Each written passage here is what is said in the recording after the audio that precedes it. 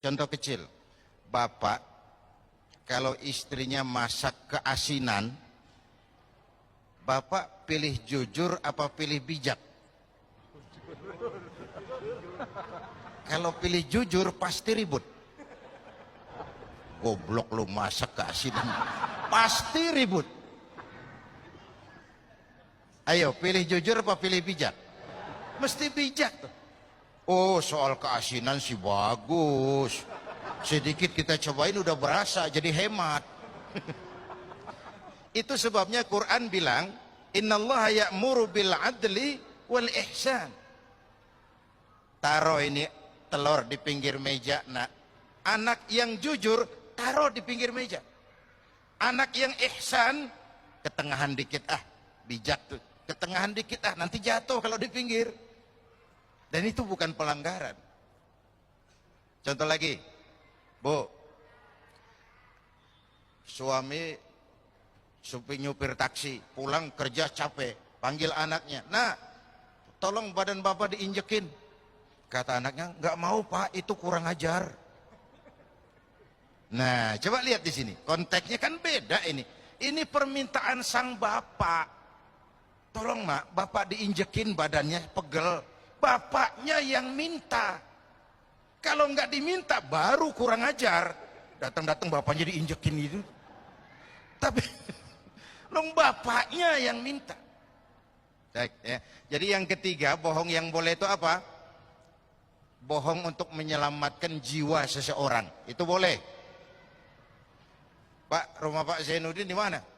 Kenapa, Mak? Mau tak bunuh dia. Oh, udah pindah, Mas. Pindah. Kemana? Nggak tahu saya. Ujung berung ujungnya lagi sana. Udah pindah. Kita tahu persis, tapi kita bilang nggak tahu untuk menyelamatkan nyawa orang yang jelas tidak bersalah. Itu boleh. Ya.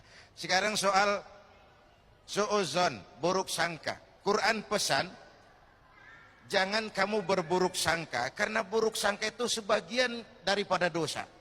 Jadi belum apa-apa, kalau sudah kita mulai dengan buruk sangka, itu sudah dosa. A priori namanya. Inna ba'da zanni ismun.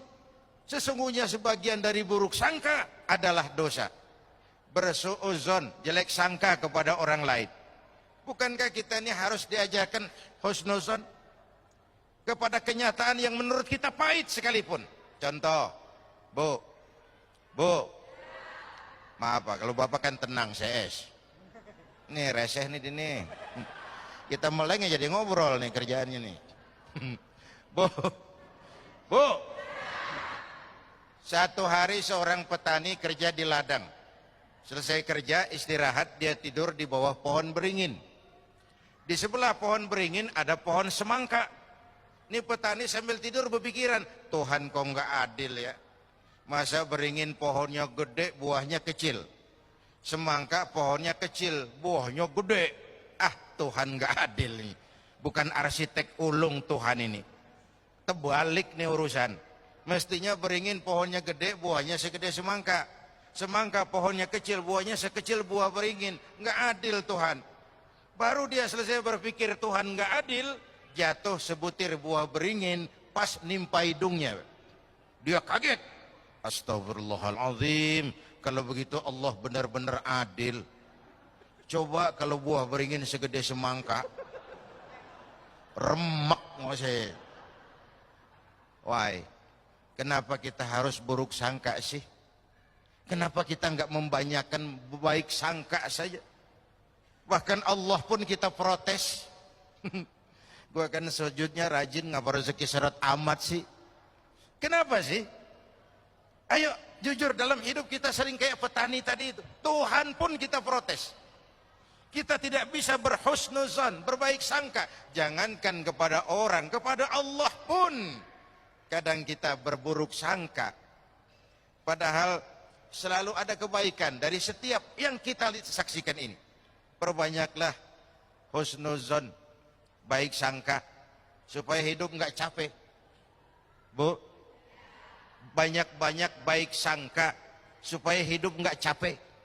Kalau kita buruk sangka, hidup tuh capek Pak, capek ngelayanin orang yang nggak pukul lagu.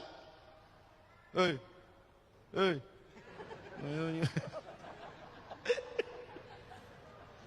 Aduh, speechless nih mau ngomong. Tomak dari bahasa Arab to mim ain, tomak diterjemahkan ke bahasa Indonesia menjadi tamak, serakah, rakus. Kalau dalam dunia sio itu simbolnya monyet. Monyet, coba lihat monyet, kasih pisang makan, penuh mulutnya, lemparin lagi, kakinya megang, kasih lagi, tangannya nyepel, mulut penuh, tangan megang, kaki megang, temennya sebelah dikasih, masih dirampas juga. Monyet. Itu yang bikin menghambat pemerataan pembangunan di Indonesia kan monyet-monyet serakah ini.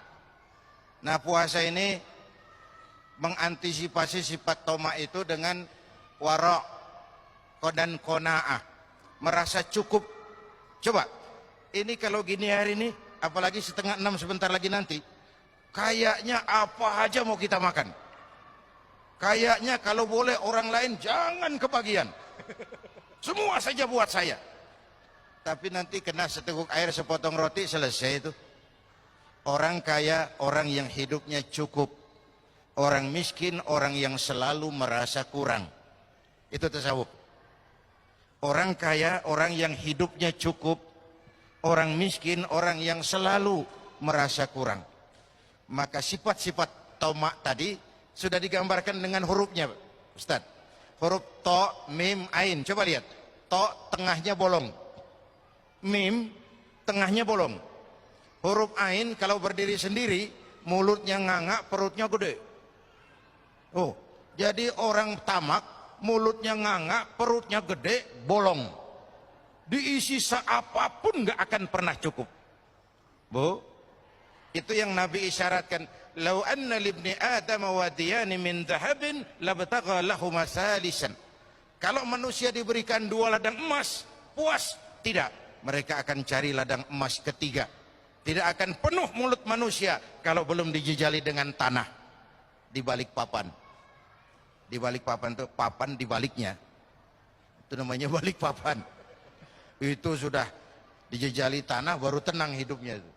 Dalam konteks dengan puasa, saya memang pernah bilang, dunia pendidikan bilang, pendidikan akan lebih berhasil kalau bersifat audio visual. Saya kira itu arahnya.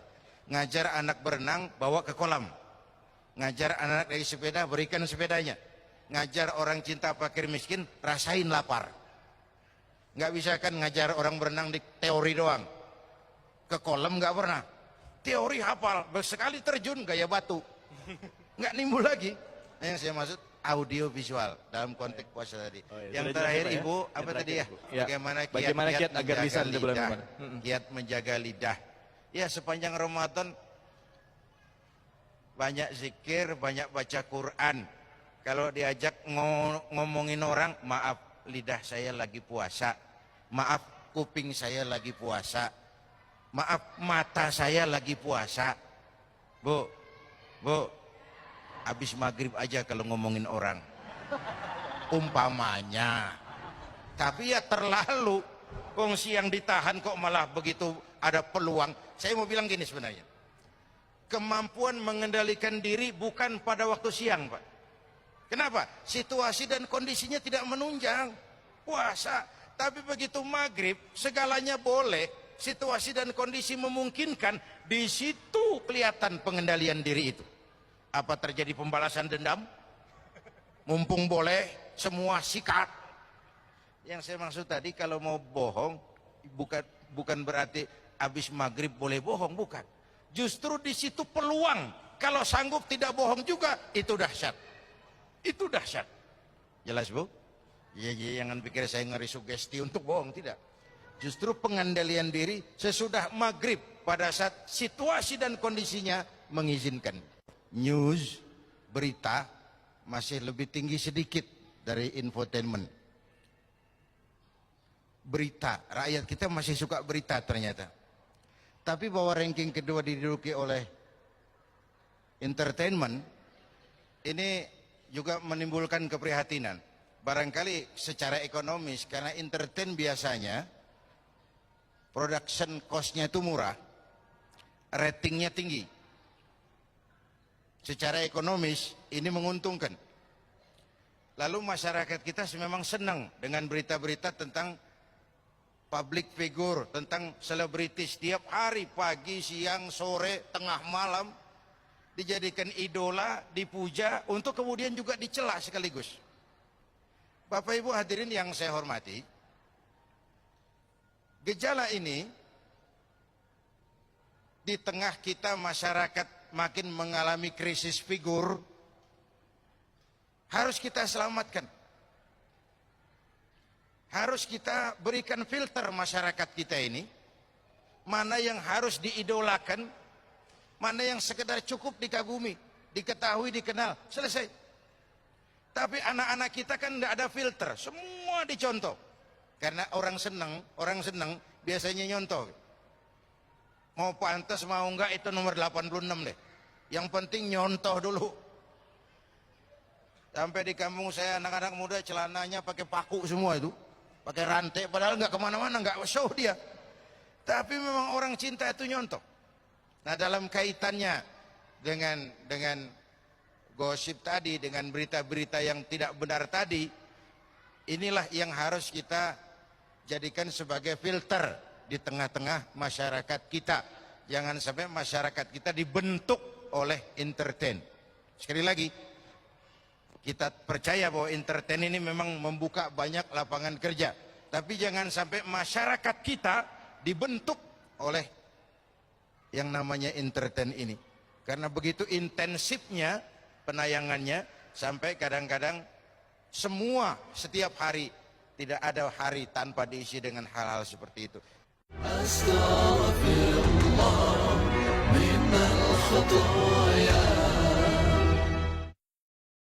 Assalamualaikum warahmatullahi wabarakatuh.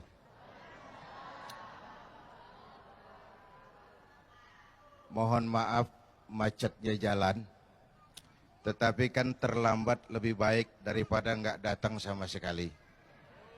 Itu dalilnya orang yang terlambat.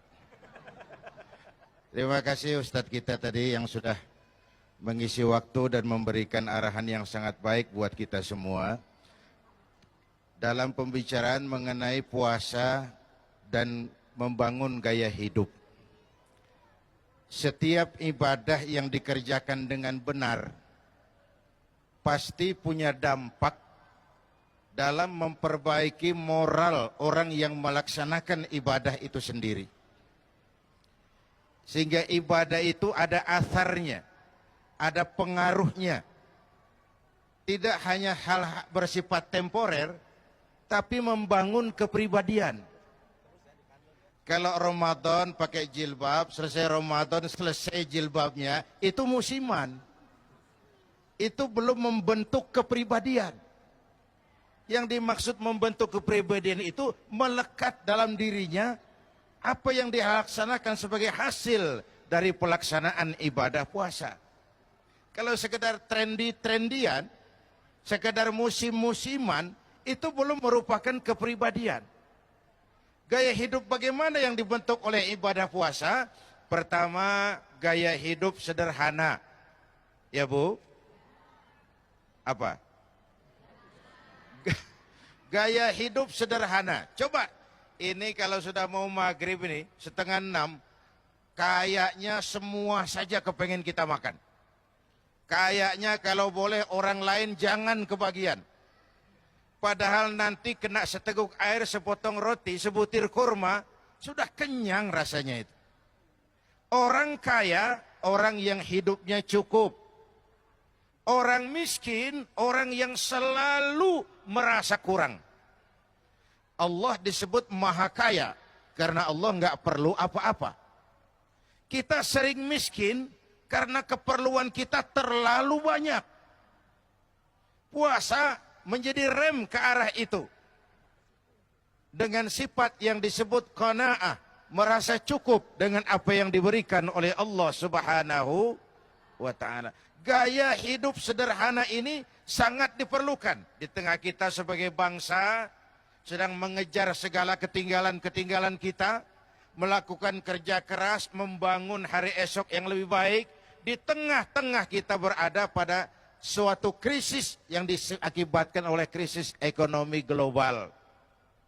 Karena itu, sikap hidup sederhana sesungguhnya sebuah langkah untuk memperaih kebahagiaan. Yang kedua, puasa ini membangun gaya hidup yang wara, terpelihara. Jangankan dari yang haram, bahkan dari yang syubhat sekalipun. Karena yang kita makan, yang kita minum sesungguhnya akan melahirkan energi yang menggerakkan sel-sel pembuluh saraf kita. Orang yang melulu memakan makanan haram biasanya akan cenderung berpikir kepada yang haram juga. Dengan gaya Ramadan mah, rezeki itu yang penting halal. Ya Bu ya, biar banyak, kalau halal enak. Yang halal itu yang membawa berkah. Dan berkah itu penting dalam hidup ini.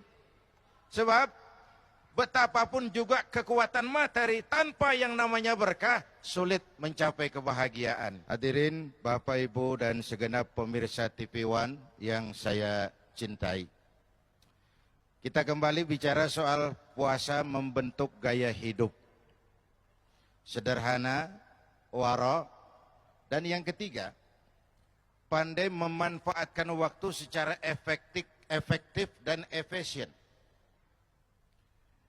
Tempo hari saya bilang penyakit bangsa kita yang agak kronis sekarang ini kan tiga.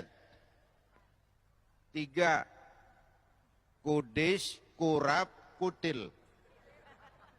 Kudis, kurap, kutil. Sumber penyakitnya satu, kuman. Kudis kurang disiplin. Kurap kurang rapi. Kutil kurang teliti. Sumber penyakitnya kuman, kurang iman. Ini enggak ada rujukannya, ini namanya ilmu utak-atik. Ayo kita dekati. Penyakit pertama kudis. Kita ini bangsa yang rendah disiplinnya di semua bidang. Di semua bidang. Di bidang ekonomi kita ini sudah jatuh jadi bangsa yang konsumtif. Iklan cuma mendidik kita, belilah, makanlah, pakailah, minumlah. Enggak ada seruan, bikinlah, tanamlah, bikinlah. Yang ada, belilah, makanlah, pakailah, minumlah. Puasa baru 3 hari sudah iklan lebaran, itu gimana otak kita? Puasa baru 3 hari sudah beli segala macam buat kebutuhan lebaran. Mau dididik apa rakyat kita ini? Padahal sebagai bangsa kita raih kemerdekaan dengan keringat, air mata, darah, dan nyawa. Mestinya kita bangsa yang produktif. Tapi kita sekarang konsumtif dan instan. Gaya hidup kita konsumtif dan instan. Tahu instan? Ogah keringetan. Segalanya mau cepat, mau cepat, mau cepat. Mau sukses tapi nggak mau proses. Kudis. Itu tol tadi macet bukan hanya karena kendaraan terlalu banyak. Tapi kadang faktor seenaknya di jalan itu loh. Udah mobil tua, yang nyopir tua di kanan terus. Capek yang belakang itu. Kudis. Biar Ramadan kelihatannya gaya santai, tapi jangan seenaknya. Ada nuansa menggunakan waktu yang efektif. Ngabuburit, tapi ya diisi dengan yasinan. Jangan lalu kelayaban di mall, lalu berpotensi mengurangi nilai pahala. Itu saya ingin. Berpotensi mengurangi nilai pahala. Karena apa? Agak sulit jaga mata. Yang nggak boleh itu kan ngeliatin itu. Kalau kelihatan, itu rezeki. Al-ula laka wa thaniyatu alaika. Yang pertama rezeki, yang kedua dosa, ulangannya itu. Nah, saya balik kepada soal kudis. Gaya hidup kita ini sudah instan. Saya bilang korupsi agak sulit diberantas kalau petinggi-petinggi kita disiplinnya takut atasan, bukan takut Tuhan. Penjilat, jual muka, setor wajah, kan itu yang musim sekarang. Sama seperti anak muda tengah malam naik motor ngebut, perapatan lampu merah nyodok terus, dicegat sama polisi. Berit, iya pak. Minggir, siapa? SIM, ada pak. STNK, ada pak. Tahu lampu merah? Tahu pak. Kenapa jalan terus? Saya nggak tahu, ada bapak. Kan begitu disiplin kita sekarang tuh. Itu kan disiplin takut atasan, bukan takut Tuhan. Nah puasa ini menanamkan rasa disiplin otonom yang tumbuh dari dalam. Yang kedua, penyakit kita kurang rapi. Kita ini bangsa yang lemah manajemennya, sering amburadul birokrasinya. Kita bisa membangun masjid, tapi memanage masjid kita kalah. Kita bisa bangun sekolah, tapi bersaing kita kalah. Yang terakhir tadi apa? Kutil, kurang teliti. Ini masyarakat kita sekarang masyarakat cepat heran, gampang kagum. Ada nabi baru, ada aja yang ikut. Ada aliran aneh, ada aja yang masuk. Masyarakatnya lagi kutil, kurang teliti. Masyarakat mall, coba lihat nih ibu-ibu. Kalau ada mall baru, ramai-ramai dia pergi. Sebelah sana buka, ramai-ramai ke sana. Enggak belanja. Numpang heran doang. Ayo ngaku lu, ngaku. Numpang heran. Masyarakat kutil. Nah puasa melatih kita untuk bersikap hati-hati. Ada orang yang tidak suka digosipkan, itu sehat. Ada orang yang sangat suka digosipkan, itu sakit. Itu sakit. Oleh karena itu, mumpung suasananya suasana Ramadan, mari kita kembangkan sikap menjaga lidah. Saya kembali ke awal. Kecil bentuknya, tapi besar akibatnya. Terluka karena pedang, 2-3 bulan boleh sembuh. Terluka karena lidah, seumur hidup orang akan tetap sakit. Karena itu, seseorang akan selamat kalau ia pandai menjaga lidahnya. Ini dulu karena keterbatasan waktu, insya Allah kesempatan lain kita jumpa lagi. Kita akhiri dengan sama-sama menyampaikan istighfar kita. Astaghfirullah Rabbal baraya, astaghfirullah minal khataya, astaghfirullah